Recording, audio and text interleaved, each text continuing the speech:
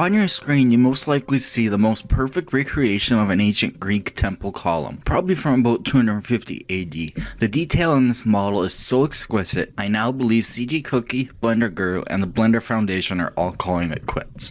No, actually that was a lie. Welcome to a new series from the team here at BlenderTech.com, the Modifiers Guide series. This will be a series of 3 to 10 minute long videos that go over all the modifiers possible in Blender from the most useful down. If you learned something, feel free to like the video and to subscribe for daily Blender, Unity 3D, coding, Photoshop, and all sorts of other videos. Lastly, don't forget our motto, create your way. So let's imagine you were creating a model of the Parthenon or something else complicated, but with many repeated features. Why do the same task over and over? The array modifier is here to help. Let me show you how. So when you have an object like this that would need something repeated over and over and over again, imagine a Greek temple that would have, columns stretching all across horizontally. I'm not going to bring a reference image up because that is just ingrained in everybody's mind from grade school. But you can add an array modifier and it will duplicate your mesh exactly. You have different values here for relative offset, X, Y, and Z. So relative offset is the offset relative to the object next to it. So if I put it down to 0, there's going to be no offset no matter how many I turn it up. It's just going to duplicate the mesh over and over and over on top of each other. But if I set it up in the Y direction, it's going to go obviously in the Y direction. And the same for the Z. And if you want to space them, you can use a value other than 1. So 1.5 takes 1.5 units of measurement and spaces out that much.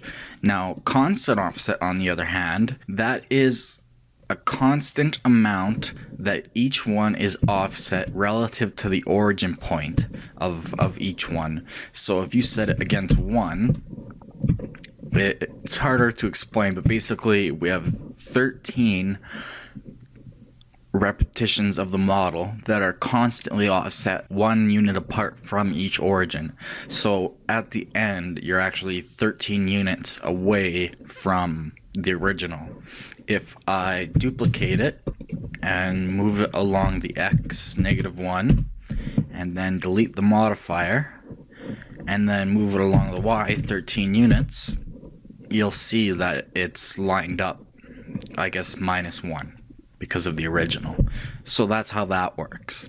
A better way to show it is like this. I have 2 counts with a constant offset of 1 unit.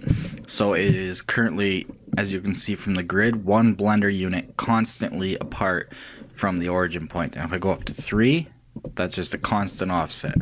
So that's what constant offset does, whereas relative offset is relative to the object next to it. So it takes the size of the geometry into effect rather than Blender units. So relative offset uses geometry, constant offset uses Blender units, more or less.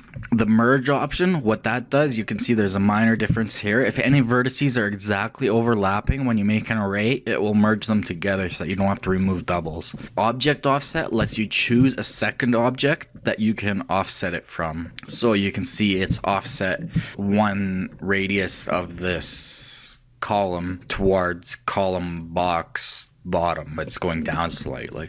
And start cap and end cap works on the same kind of idea and just tells it where to start and where to end. If I keep turning the count up, it's going to use the bottom piece as the very end, and it's going to use my column as the very start. So that's just a basic introduction to it. That's really all there is to it. You can play with that, and don't forget, of course, always that you can animate values. If we turn on our timeline, turn the count down to 1, do a relative offset of 1 with no extra options because they're more complicated than I described them. We can animate any option. I don't know what you would need this for exactly, but if I put in a keyframe here, and then if I move up to 300 frame, well, 280, whatever, no big deal. I turn the count up to 50 and hit I to add in another keyframe. Then if I hit play, you will see it building it off slowly. So remember that you can animate any value you want. Again, I don't know where exactly you would use this, but just remember that.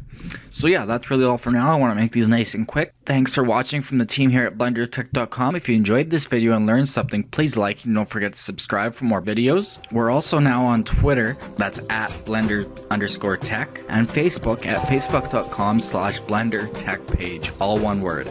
If for some reason you dislike this video, don't just leave and hit the thumbs down. Instead, leave a comment or email the team at info@BlenderTech.com about what you did or did not like, so that we can improve our videos constantly based on your community input. We also take requests for tutorials, so let us know what you want or want to see more of. See you next time, and remember, create your way.